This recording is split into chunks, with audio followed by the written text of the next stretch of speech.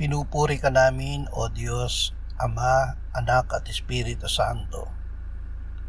Salamat, Ama, na ibinigay mo sa amin si Jesus na iyong anak na namatay para sa aming kasalanan, iyong muling binuhay, iniakyat at iniluklok sa iyong kanan sa langit. Salamat na ibinigay mo sa amin ang iyong banal na Espiritu at sa pamamagitan niya ay ibinuhos mo ang iyong pag-ibig sa aming puso.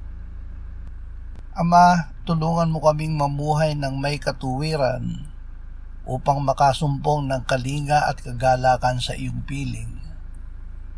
Salamat sa iyong mga mata na nakatingin sa amin at sa iyong pandinig na bukas sa aming mga daing.